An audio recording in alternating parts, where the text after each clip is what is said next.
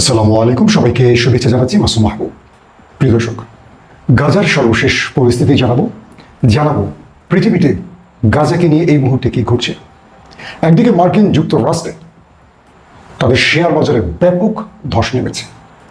যখন আমেরিকা পুরো পৃথিবীতে নতুন করে তার দখলদারিত্বের নীতি চালু করার জন্য ইরানে আক্রমণের পরিকল্পনা করছে, তখন আমেরিকার শেয়ার বাজারে ধস নেমে গেছে। ট্রিলিয়ন ট্রিলিয়ন মার্কিন ডলারের ক্ষতি হয়েছে আমেরিকার, সঙ্গে আরও কিছু দেশেও শেয়ার বাজারের ব্যাপক ধস নেমেছে। এটা তাদের জন্য একটা বড় সিগন্যাল। 2 নম্বর বিষয়, ইরান ভেতরে ভেতরে সব রকম প্রস্তুতি সম্পন্ন করেছে। ইরানের সূত্রগুলো বলছে তারা আমেরিকাকে ছেড়ে কথা বলবে না। আমি গতকালকের ভিডিওতে আপনাদের বলেছি ইরান হয়তো আমেরিকার সাথে পেরে উঠবে না, কিন্তু এই লড়াইটাতে ইরান যেটা করতে পারে সেটা হলো আমেরিকার অস্তিত্বে টান দিতে পারে। ধরেন আমেরিকা ইউক্রেনের সাথে রাশিয়াকে লড়াইতে জড়ালো কেন? ইউক্রেনের মাধ্যমে তারা রাশিয়ার ক্ষমতা কিংবা শক্তিতে তারা বড় ধরনের আঘাত করতে চেয়েছে। ঠিক ইরান আমেরিকার লড়াইটা হবে আমেরিকার জন্য তাদের বিশাল একটা ক্ষতি, কারণ আমেরিকার শত্রুরা একাট্টা হয়ে আছে তাদের পতন দেখার জন্য। কিন্তু ইরানটাও শেষ হবে, ধ্বংস হবে, এটা সত্য কথা। কিন্তু আমেরিকাকে অনেক বড় আঘাত দেওয়ার সক্ষমতা ইরানের রয়েছে। পাশাপাশি ইরান এ পর্যন্ত যতগুলো অস্ত্র বা মিসাইল ব্যবহার করেছে এগুলো তাদের 20 বছর আগের। এটা ইরানের ঘোষণা। ইরান বলছে তাদের রিসেন্ট যত আপডেট সামরিক নতুন প্রযুক্তির অস্ত্র তারা হাতে পেয়েছে বা যেগুলো তারা তৈরি করেছে এগুলো তারা ব্যবহার করবে। ইভেন ইন্ডিয়ান সাগর, যেটাকে ভারত সাগর যেটাকে আমরা বলি, যেখানে আমেরিকার সামরিক বেজ বা ঘাঁটি রয়েছে, সেটাকে টার্গেট করার জন্য ইরান ইতিমধ্যে তাদের একটি অ্যানিমেশন ভিডিও রিলিজ করেছে এবং সেখানে তারা দেখিয়েছে তারা কি করে আমেরিকার ক্ষমতায় আঘাত করবে বা আমেরিকার সামরিক কেন্দ্রগুলোতে তারা আঘাত করবে, তার একটা ডেমো তারা দেখিয়েছে বিশ্বকে। দর্শক, কয়েকটা গুরুত্বপূর্ণ বিষয় এবার নজর রাখবো আপনাদের। প্রথম, নেতানিয়াহুর টার্গেটটা হলো তিনি এইভাবে নৃশংসভাবে মানুষকে মেরে গাজাটাকে ফাঁকা করে দখল করবেন। আপনাদের একটা ছোট্ট কথা দিয়ে শুরু করি। প্রায় 1969 সালের ঘটনা। তখন দখলদার প্রধানমন্ত্রী তিনি বাইতুল মুকাদ্দাস আক্রমণ করেছিলেন, ভেতরে ব্যাপক ভাঙচুর চালিয়েছিলেন এবং তিনি বলছিলেন যে এই আঘাতটি করার পর, মসজিদুল আকসায় আঘাত করার পর তিনি সারা রাত ঘুমোতে পারেননি। কে? 1969 দখলদার দেশটির যিনি প্রধানমন্ত্রী। তো তিনি বাইতুল মুকাদ্দাস ভেঙে সারা রাত ঘুমাতে পারেননি।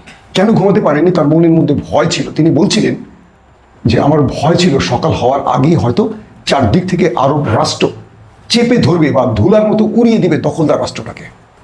এই ভয় তিনি সারা রাত ঘুমাতে পারেননি, কারণ মুসলমানদের প্রাণের জায়গা বাইতুল মুকাদ্দাস তিনি ভেঙেছিলেন। কিন্তু পরক্ষণে সকাল হওয়ার পর, সূর্যের আলো ওঠার পর তিনি দেখলেন একটি মুসলিম রাষ্ট্র দখলদারদের উপর আঘাত করেনি, বরং সবাই অঘরে ঘুমাচ্ছে। তখন সেই দখলদার প্রধানমন্ত্রী, ইহুদি প্রধানমন্ত্রী বলেছিলেন যে এতগুলো আরব রাষ্ট্র চারপাশে থাকার পরও যারা তাদের তীর্থস্থান বা প্রার্থনার স্থান বা তাদের ইতিহাসের সবচেয়ে গুরুত্বপূর্ণ মসজিদ রক্ষায় এগিয়ে আসেনি, তার মানে এই জাতিকে এখন নির্মমভাবে আমরা শেষ করে দিতে পারবো, এই জাতিকে আমরা ইতিহাস থেকে মুছিয়ে দিতে পারবো, কেউ আর এগিয়ে আসবে না। এই সত্য ইতিহাসটা আপনাদের কেন বলছি বুঝতে পারছেন? অর্থাৎ আজকে সেই 1969 বলেন কিংবা আরব ইসরায়েলের যুদ্ধ বলেন, প্রত্যেকটা ক্ষেত্রে এভাবে মুসলমানরা বিশ্বাসঘাতকতা করেছে, মুসলমানরা দায়িত্ব এড়িয়ে গেছে, মুসলমানরা ভয়ে শামুকের মতো গর্তে ঢুকে গেছে, যে কারণে শত্রুরা এভাবে আজ গাজার উপর নৃশংস আক্রমণ চালাতে সাহস পাচ্ছে। সেই দিন যদি আরবরা এগিয়ে আসতো, উচিত জবাব দিত যে ভয়টাতে ছিল প্রধানমন্ত্রী, আজকে গাজাতে একটা টোকা দেওয়ার সাহস করতো না। ওরা এভাবেই প্রথমে মসজিদে আঘাত করেছে, তারপর জেরুজালেমে আঘাত করেছে, তারপর তারা পুরো গাজাটাকে ধ্বংস করেছে। এভাবে ওরা সাহস অর্জন করেছে, আমরা ঘুমিয়ে গেছি। দর্শক, আমি ঈদকে কেন্দ্র করে বাংলাদেশে অবস্থানরত অবস্থায় আমি অনেক দোকানে নীরবে ঘুরেছি। আমি কোমল পানীয় খুব একটা খাই না, একেবারেই খাই না। ইউরোপে থাকা অবস্থায় আমি এই জিনিসগুলো এড়িয়ে চলতাম। আমি অধিকাংশ দোকানে গিয়ে শোকেজ ভরা বা ফ্রিজ ভরা দেখেছি পেপসি, কোকাকোলা, এই যে ড্রিঙ্কসগুলো, ফান্টা, এগুলো। আমি যে বলতাম যে ভাই আমাকে একটা কোমল পানীয় দেন, মোজো আছে? বলেছে ভাই মোজো নাই। কি আছে? কোকাকোলা। কি আছে? Pepsi, 7 up, Sprite. যে জাতি চোখের সামনে দেখতে পাচ্ছে তার অপর ভাইদেরকে এইভাবে নৃশংস মারছে ওরা, সে জাতি কি করে তার গলা দিয়ে এই ইহুদিদের পানীয় গ্রহণ করছে, কিভাবে গিলছে সে জাতি। আমার ভিডিও যারা দেখছেন তারা অনেকেই বলছে ভাই ফিলিস্তিনে যেতে চাই, এটা করতে চাই, ওটা করতে চাই, এই করবো সেই করবো। আপনি হাজার বড় লক্ষ কোটি মানুষকে সম্পৃক্ত করে মিছিল করে কিছু করতে পারবেন না যদি আপনার ভেতরে ঈমান জেগে না ওঠে। আপনি এখন পর্যন্ত গরমের দোকান থেকে ওদের পানীয় খান, আর আপনি বলছেন ফিলিস্তিনের মুক্তি চান। আপনি ওদেরকে অস্ত্র কেনার টাকা তুলে দিচ্ছেন, ওদের মারার অস্ত্র যে কিনছে, ওরা যে বানাচ্ছে তার অস্ত্রের টাকা আপনার পকেট থেকে নিচ্ছে। আপনার লজ্জা লাগে না? আপনি নিজেকে মুসলমান দাবি করছেন? আমি আল্লাহর নামে কসম করে বলছি, আল্লাহর নামে কসম করে বলছি, কসম করে বলছি, আমি ইন্ডিয়ান পণ্য, দখলদারদের পণ্য কিনি না, আজ কিনা বিগত বহু বছর ধরে। আমি ওদের কোনো পানীয় মরে গেলেও আমার মুখ থেকে নামে না।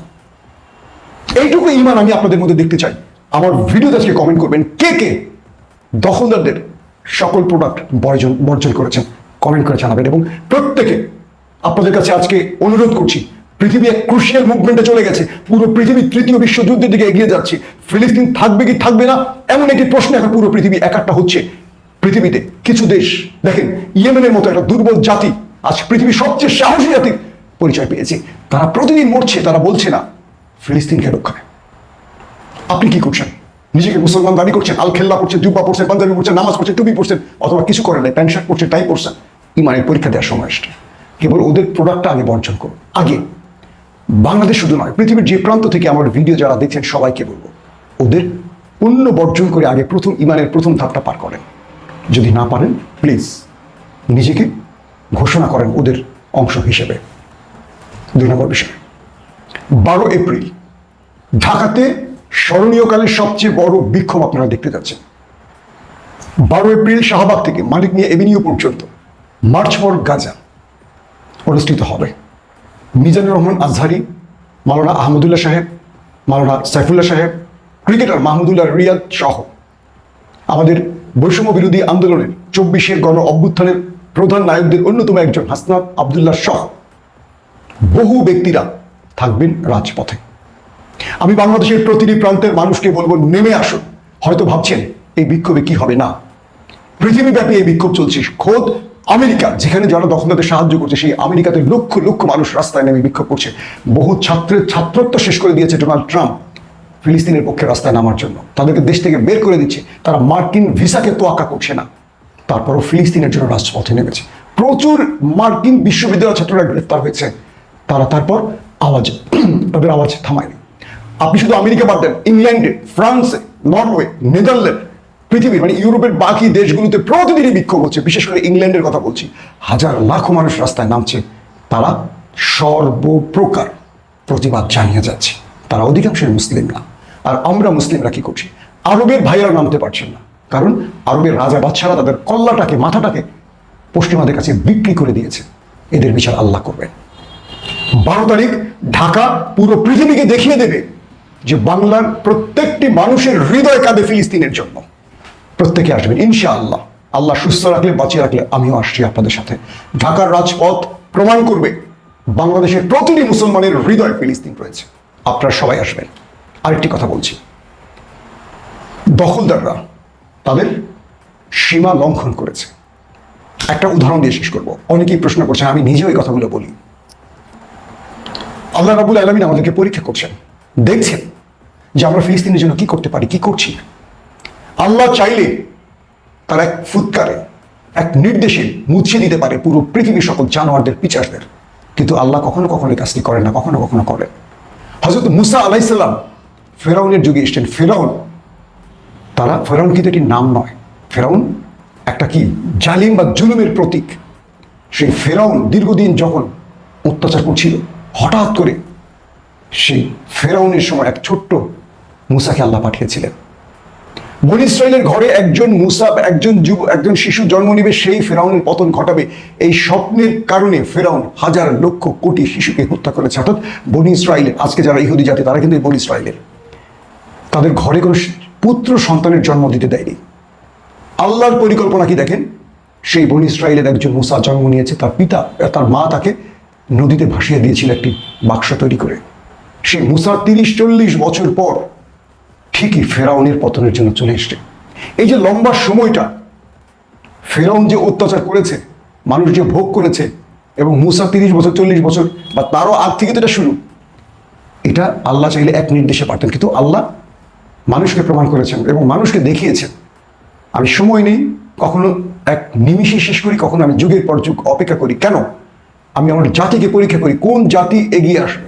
আল্লাহ আমাদেরকে পরীক্ষা করছেন আমরা ইমাম মাহাদির জন্য প্রস্তুত কিনা, হযরত ঈসার জন্য প্রস্তুত কিনা। আল্লাহ পরীক্ষা করছেন ফিলিস্তিনে আঘাত করলে আমরা জবাব দেব কিনা। মুসলিম বিশ্ব ঘুমিয়ে থাকবে না জেগে থাকবে। আল্লাহ প্রত্যেকটা রাষ্ট্র প্রধান, প্রত্যেকটা দেশের জনগণের ইমান পরীক্ষা করছেন। আল্লাহ চাইলে এক নিমিষে গাজার মুসলমানদেরকে রক্ষা করতে পারেন, এক নিমিষে দখলদারদের মুছিয়ে দিতে পারে, কিন্তু আল্লাহ আমাদের পরীক্ষা করছে। যুগের পর যুগ, বছরের পর বছর, দশকের পর দশক এভাবে বহু জাতি নির্যাতিত হয়েছে, তাদের আল্লাহ মুক্তি দেননি, অবশেষে দিয়েছেন। মুসা আলাইহিস সালামের ইতিহাস আজ থেকে 3,000 থেকে 3,500 বছর আগের, এখনো আমাদের সামনে সেই ইতিহাস আছে পবিত্র কোরআনের মাধ্যমে। রজব তৈয়ব এরদোয়ান ঘুমিয়ে আছেন, মাসুদ পেজেশকিয়ান ঘুমিয়ে আছেন, তারপর আরবের সে Mohammed bin Salman, Mohammed bin Zayed, Tamim bin Hamad Al Thani, Abdel Fattah al Sisi, দ্বিতীয় আব্দুল্লাহ, কিংবা মাহাতির মোহাম্মদ বলি, আনোয়ার ইব্রাহিম বলি, অথবা শাহবাজ শরীফ বলি, ডক্টর ইউনুস বলি, আল্লাহ প্রত্যেকের ইমান টেস্ট করছে। কে এগিয়ে আসবে, কোন জাতি এগিয়ে আসবে, কে এগিয়ে আসবে না, কারোর জন্য কল্যাণ, কারোর জন্য শাস্তি অপেক্ষা করছে। কেবল এই শাস্তি নেতানিয়াহু এককভাবে পাবে না। যারা ঘুমিয়ে ঘুমিয়ে সব দেখছেন অপর ভাইয়ের এই নির্মমতা, হত্যা, কান্না, আর যারা তাদের রক্ষায় নেমে আসেননি, তাদের জন্য শাস্তি আসবে।